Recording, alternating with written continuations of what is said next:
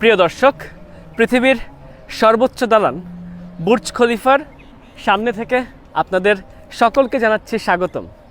অনেকদিন পর আবারও চলে এসেছি সংযুক্ত আরব আমিরাতের সবচেয়ে বড় শহর দুবাই ভ্রমণ করতে।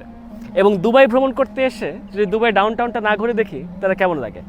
আজকের এই পর্বে আসেন দুবাই ডাউনটাউনের একদম কেন্দ্রীয় এই চত্বরটা ধরে আমরা কিছুক্ষণ হাঁটি।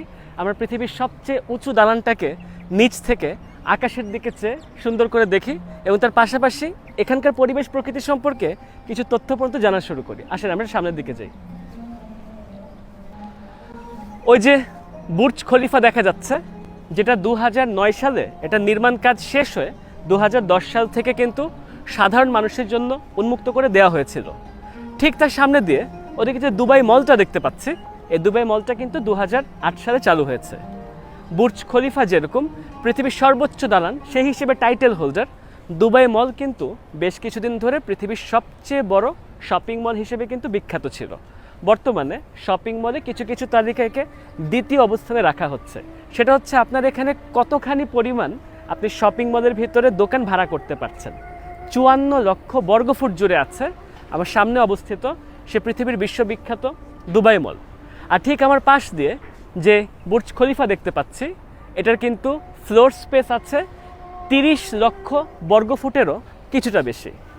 নিচ থেকে একদম উপর পর্যন্ত 163টা তলা উঠে গেছে এবং 163 তলার উপরে যে অ্যান্টেনা স্পায়ার সহ যা কিছু আছে সব কিছু মিলিয়ে মিশে 2700 ফুটের কিছু বেশি উচ্চতায় কিন্তু পৃথিবীর সর্বোচ্চ উচ্চতার আসনে কিন্তু অধিষ্ঠিত হয়ে আছে এই বুর্জ খলিফার।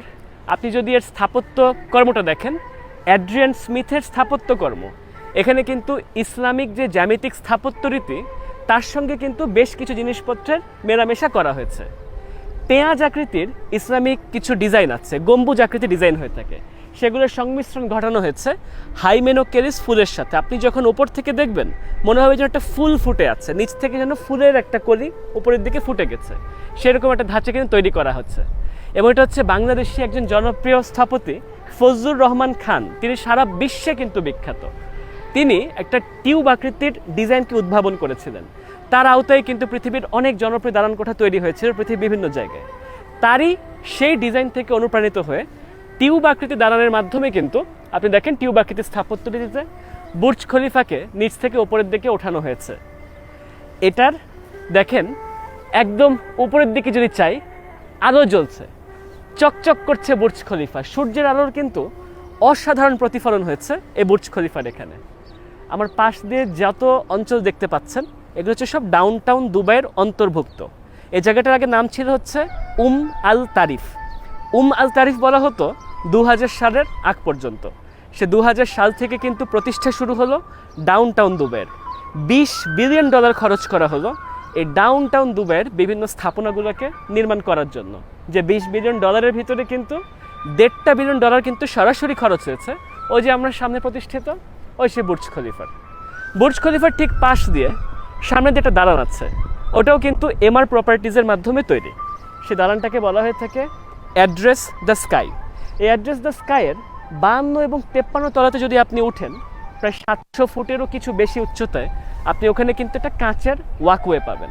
সে কাঁচের হাঁটাপথ থেকে আপনি সেই 700 ফুট উচ্চতা থেকে নিচের রাস্তার দৃশ্য দেখতে পাবেন, সেখান থেকে বুর্জ খলিফাকে দেখতে পাবেন। তবে এটা ধরে নেওয়ার কিন্তু কোনো কারণ নেই যে আপনি বুর্জ খলিফাতে উঠতে পারছেন না। বুর্জ খলিফার 124, 125, 148 এমনকি 152, 53, 54 বিভিন্ন তলায় কিন্তু যাওয়া আসার সুযোগ আছে।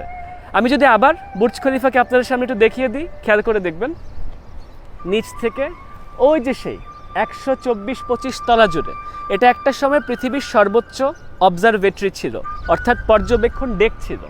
তার উচ্চতা আছে 1480 ফুটের কাছাকাছি। এবং তার পাশাপাশি আপনি যদি 148 তলায় যায়, যেটা বর্তমান পৃথিবীতে সবচেয়ে উঁচু পর্যবেক্ষণ ডেক বলা হচ্ছে, সেখানে কিন্তু আমি এর আগে আপনাদেরকে নিয়ে গেছি। সেই পর্যবেক্ষণ ডেকটা কিন্তু আপনার প্রায় 1820 ফুট উচ্চতায় অধিষ্ঠিত। এবং এই মুহূর্তে একদম 152, 53, 54 দিকেও একটা অংশ কিন্তু খুলে দেওয়া হয়েছে বেশ কিছুদিন হলো, 1 বছরের বেশি সময়। তার আওতায় আপনি একদম উপর থেকে আপনি একটা খোলা বারান্দা থেকে অসাধারণ দৃশ্য দেখতে পারবেন। বিভিন্ন রকমের টিকিট হয়ে থাকে, যেমন ধরেন নিচেরগুলো আপনি 4-5 হাজার টাকাতেও পেতে পারেন, এটা হচ্ছে অফ পিক টাইমগুলো। 6 থেকে 7 হাজার টাকায় পেতে পারেন, সেটা হচ্ছে পিক টাইমগুলো। তার পাশাপাশি আপনি যদি 148 তলার অ্যাক্সেস নেন, তার আওতায় কিন্তু আপনি ভিআইপি পাস পাচ্ছেন, এবং ভিআইপি পাসের আওতায় আপনি 124-25-এও যেতে পারবেন, আপনি 148-এ যেতে পারবেন। সেই টিকিটগুলো সাধারণ ক্ষেত্রে 17,000 টাকার আশেপাশে খরচ পড়বে যদি আপনি পিক টাইমের টিকিট কাটেন। অফ পিকের টিকিট কাটতে এটা হয়তো 14,000, 13,000 টাকা, 15,000 টাকার আশেপাশে এক একটা সময় কিন্তু খরচ ওঠানামা করতে থাকে।